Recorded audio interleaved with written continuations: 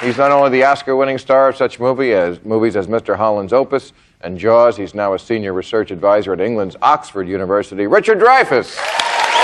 You can actually learn the constancy of curiosity and the constancy of outrage. You can learn that it is okay to keep asking the questions and to be dissenters. And if you're not taught it, then you don't know it.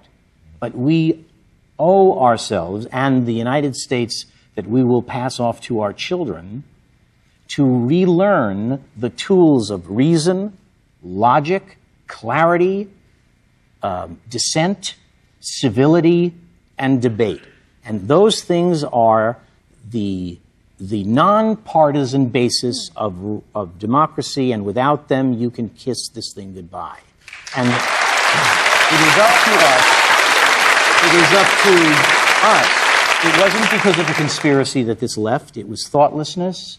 And what you have to do is get it back. And what happens now in this partisan-addicted country of ours is that Democrats are afraid that if they send their kids to civics classes, they might not come back Democrats. And Republicans are afraid their kids won't come back Republicans. But civics, the expertise needed to understand Western Enlightenment and civil liberties is not something you're born with. You have to learn it. And we teach our kids what we want them to know, and we don't teach them what we don't want them to know. And that's not a conspiracy, that's human nature. And we have to remember that unless we teach the ideas that make America a miracle in government, a miracle that everyone knows is a miracle, unless we teach what that means, then it will go away in your kid's lifetime. And we will be a fable. We will be a tale told about this place that used to stand up for blah, blah, blah. You have to teach it. You have to find the time and creativity to teach it in school. And if you don't, then you will lose it to fundamentalists of any stripe. You will lose it to stupidity. You will lose it to the darkness.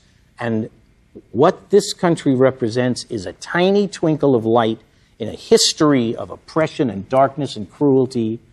And if it lasts for more than our lifetime or our kids' lifetime, it is only due to the fact that we put some effort into teaching what it is, the ideas of America, the idea of opportunity, mobility, of freedom of thought, freedom of assembly.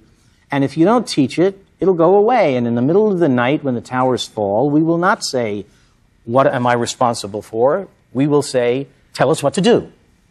Mm-hmm. And remember, democracy in any form is only 200 or 300 years old. Kingship is 10,000. It goes back to Athens. No, I mean in practice, in the way we live with each other. In the practice. Well, they practiced it in ancient Greece. And then it went away for 2,000 years. And what we've had is monarchy and theocracy and a kind of God tells the king and the king tells us. And the idea of being personally responsible for your government is a twinkle. It's only as old as, since Victoria's death. And we have to support it, or we will else instinctively react as we have for 10,000 years. Tell us what to do.